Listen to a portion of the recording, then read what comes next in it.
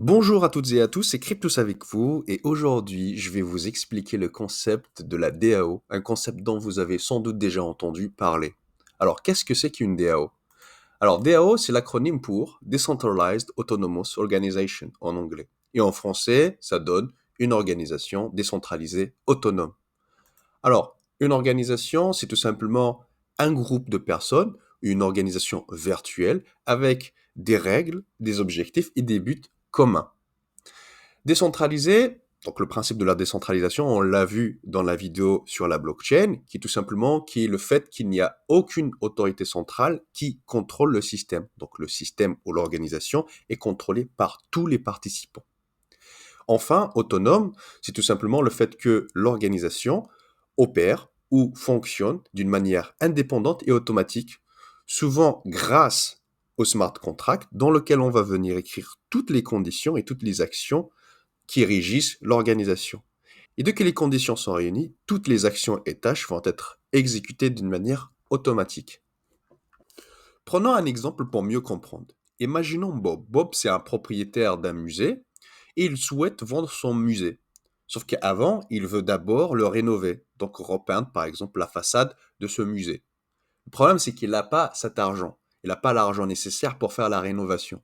Et donc, il se tourne vers une plateforme de financement participatif où il va publier son projet, donc où il explique un peu son projet. Donc là, il précise le montant dont il a besoin. Il précise aussi ce qu'il va faire concrètement, donc repeindre la façade du musée en violet. Il promet aussi un rendement de 10% à tous les participants après 12 mois et il présente aussi à quoi ressemblera le musée une fois les travaux sont terminés. Et on a après les utilisateurs qui sont les investisseurs de cette plateforme qui vont venir investir une certaine quantité d'argent. Certains sont motivés par le projet parce qu'ils trouvent par exemple la couleur violette, c'est très joli. D'autres, ils sont juste attirés par le rendement de 10% qu'ils trouvent très intéressant. Une fois cette levée de fonds est terminée, Bob va récupérer l'argent et il est prêt à commencer les travaux. La première des choses qu'il va faire, c'est chercher un fournisseur de peinture. Il se trouve qu'il connaît un fournisseur de peinture qui est aussi son ami, à qui il va demander s'il a la peinture violette, sauf que ce dernier n'en a pas, il a uniquement du vert. Bon, peu importe, à ce stade, il n'y a que Bob qui décide, et il décide de la prendre quand même. Et donc il récupère la peinture, même si ça ne correspond pas à ce qui a été promis aux investisseurs initialement. Maintenant, Bob est prêt pour commencer les travaux. Il commence à repeindre la façade en vert, sauf qu'au bout de quelques jours, il est à court de peinture. Il décide de retourner chez son ami pour reprendre un peu de peinture, sauf que pas de bol, ce dernier n'en a plus. Et donc, il récupère quand même une autre couleur pour finaliser la façade avec une deuxième couleur.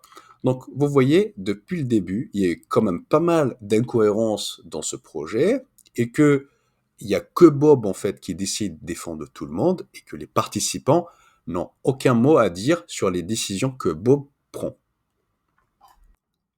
Maintenant, examinons comment cela pourrait fonctionner avec une DAO.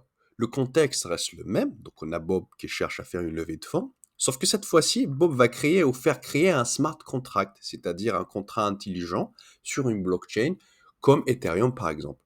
Le smart contract, pour faire simple, c'est un algorithme dans lequel on va coder toutes les règles, toutes les actions et les conditions qui régissent le projet. Cette fois-ci, les investisseurs qui souhaitent participer à ce projet vont envoyer des Ethers. Donc, ils vont envoyer des Ethers à ce smart contract. Et en contrepartie, ils vont recevoir un droit de vote qui sera proportionnel à la quantité des Ethers qu'ils ont envoyés. Ainsi, plus on envoie des Ethers, plus notre vote aura du poids sur les décisions qui seront prises.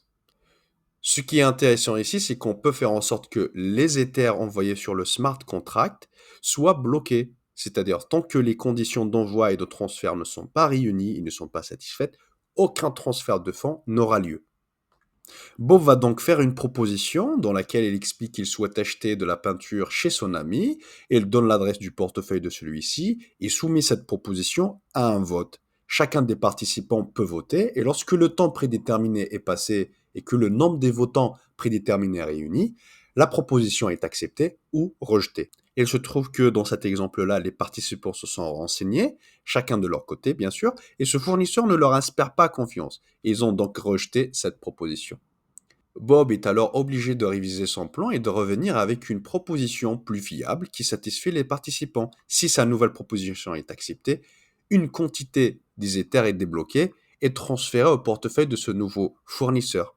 Ainsi, ce sont les participants eux-mêmes qui vont administrer les fonds tout au long de l'existence du projet. Donc ensemble, ils vont exercer un contrôle complet sur chaque étape du projet, depuis sa conception jusqu'à la réalisation finale.